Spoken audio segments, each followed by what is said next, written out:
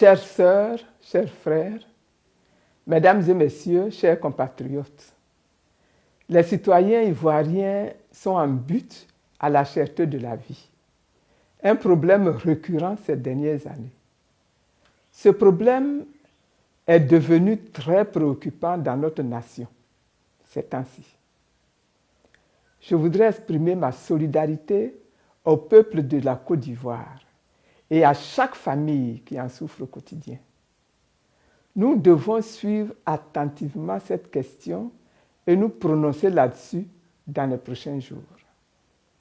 Mais aujourd'hui, toutes affaires cessantes, je vous propose d'intervenir dans la crise qui se déroule au Mali, notre voisin.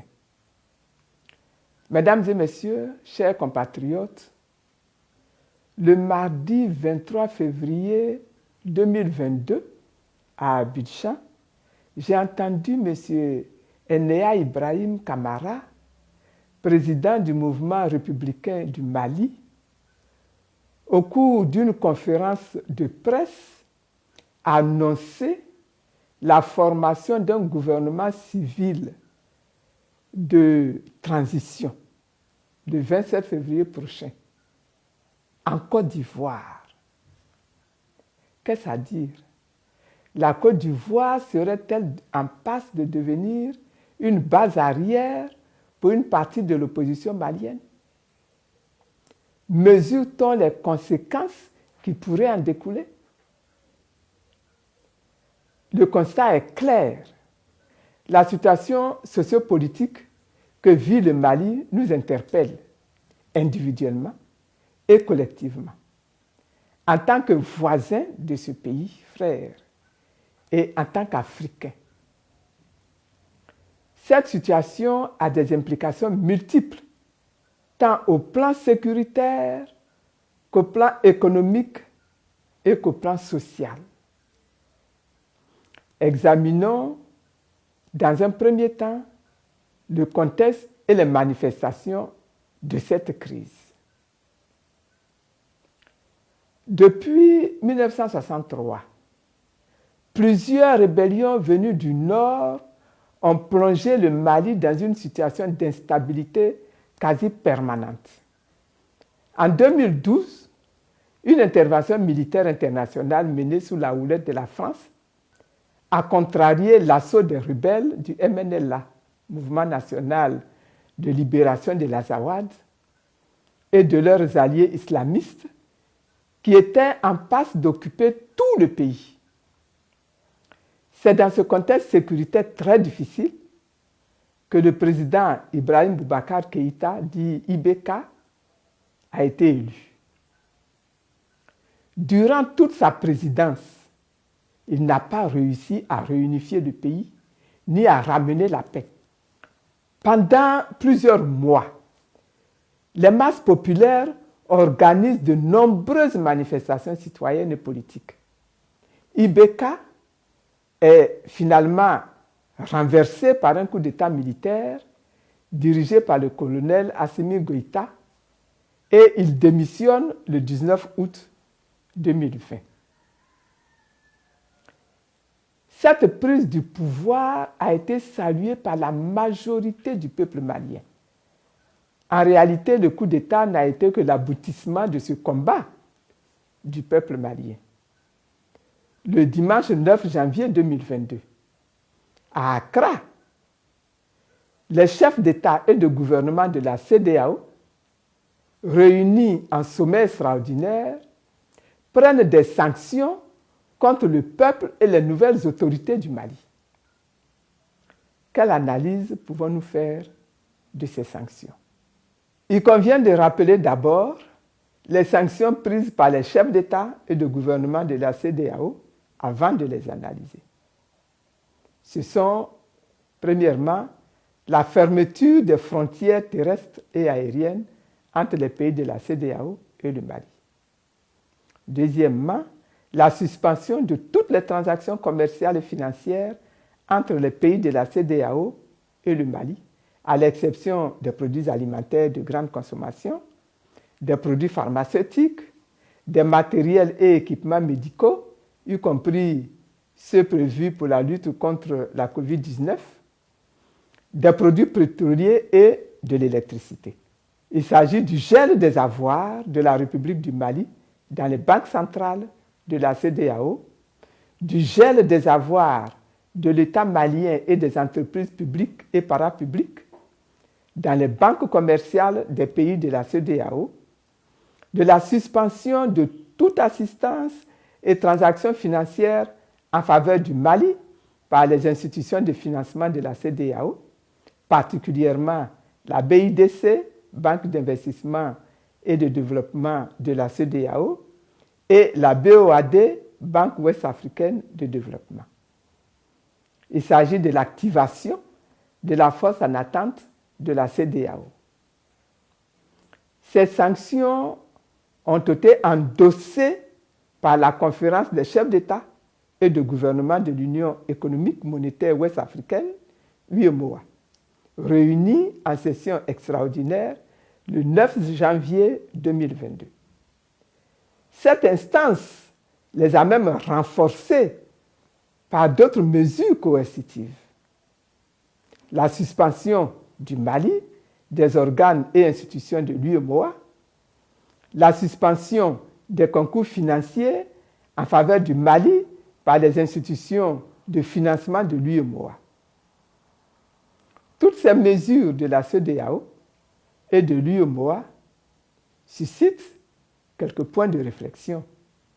Premièrement, ces sanctions rappellent celles qui ont été prises par ces mêmes organisations régionales sous l'instigation de la France et de l'Union européenne contre la Côte d'Ivoire pendant la crise post-électorale de 2010-2011.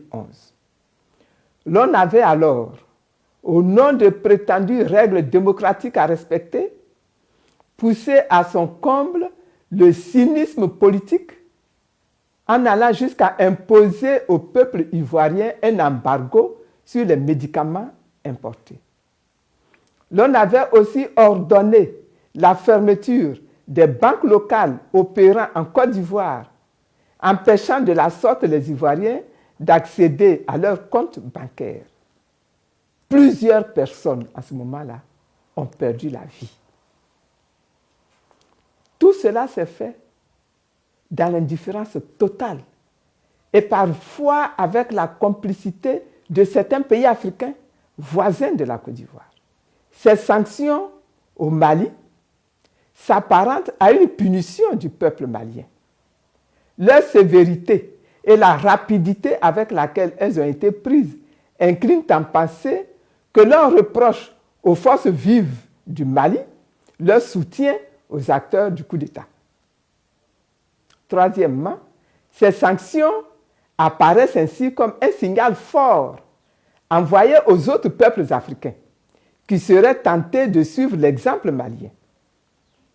Quatrièmement, ces sanctions confortent la majorité de l'opinion africaine dans le sentiment que la CEDEAO et l'UEMOA sont instrumentalisés par les chefs d'État et servent à régler des comptes politiques. Elles traduisent éloquemment la tendance de plus en plus affirmée d'utiliser des institutions financières pour tenter de régler des crises politiques internes aux États. Cinquièmement, ces sanctions donnent également à l'opinion africaine le sentiment que ces organisations aux ordres des chefs d'État sont manipulées par la France et par ses partenaires européens et internationaux. Abordons maintenant les enjeux majeurs de la crise. Eu égard à ce qui précède, l'on peut affirmer que les sanctions prises contre le peuple frère du Mali sont illégales, car aucune règle de la CEDEAO et de l'UEMOA ne les justifie. Ces sanctions à caractère purement politique sont iniques dans leurs conséquences et s'apparentent à des crimes contre l'humanité.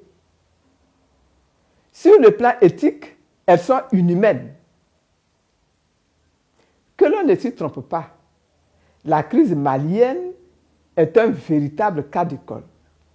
Ce qui se joue au Mali aujourd'hui, c'est moins une guerre contre les djihadistes qu'une tentative de musellement du peuple et de la pérennisation d'une situation d'assujettissement au relent colonialiste.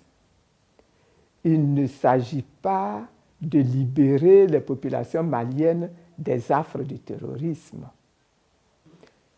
Les enjeux majeurs de cette crise se cristallisent autour de la problématique de la souveraineté du Mali et des ex-colonies africaines de la France qui, 62 ans après la proclamation de leur indépendance politique, subissent toujours le diktat des gouvernants français. Ces enjeux se déclinent comme suit. Premièrement, la crise malienne est d'abord et avant tout une bataille pour la transformation des relations entre la France et le Mali, entre cette ancienne puissance coloniale et ses anciennes colonies.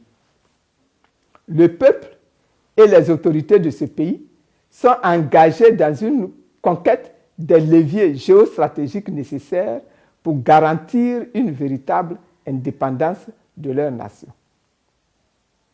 Deuxièmement, la crise malienne est une opportunité que se donnent les autorités du Mali pour tirer le meilleur parti d'une mondialisation amplifiée des relations internationales. Ces autorités profitent ainsi du conflit qui l'oppose à la France pour faire appel à d'autres partenaires comme la Russie, la Chine, la Turquie, l'Iran, etc. Troisièmement, la crise malienne, c'est aussi l'exemple qui peut faire tache d'huile. Les cas de la Guinée et du Burkina Faso en sont l'illustration.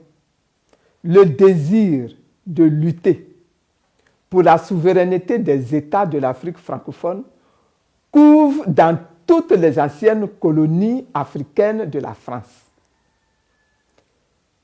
Et ce désir-là pourrait se généraliser. Aujourd'hui, la France, invoquant le caractère illégitime du régime militaire, a pris la décision unilatérale de retirer ses forces, de même que celles de ses partenaires du Mali.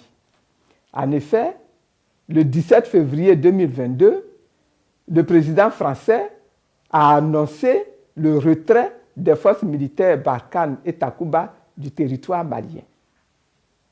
Cependant, on peut constater qu'elle ne se retire pas bien loin du théâtre des opérations, puisqu'elle compte se replier au Niger voisin pendant qu'elle s'incruste en Côte d'Ivoire. Au moment où cet autre épisode de la crise commence, le Mali, ce pays frère, a plus que jamais besoin de notre soutien sans réserve. Cette position de soutien que j'adopte ne contredit en rien mon attachement viscéral au principe de l'accession au pouvoir par les urnes. Mais il n'échappe à personne que dans l'histoire des peuples, à des moments critiques, l'armée a su parfois investir le champ politique pour justement créer les conditions d'exercice des droits démocratiques et des libertés fondamentales. C'est pourquoi, conformément à ma vision d'une Afrique digne, souveraine et prospère, j'affirme ma solidarité au peuple frère et aux autorités du Mali. Je rappelle qu'après des siècles d'esclavage, des décennies de colonisation et d'indépendance politique, toute velléité de recolonisation de l'Afrique contemporaine est inacceptable. Je déclare que le moment est venu de retirer du continent africain toutes les forces françaises.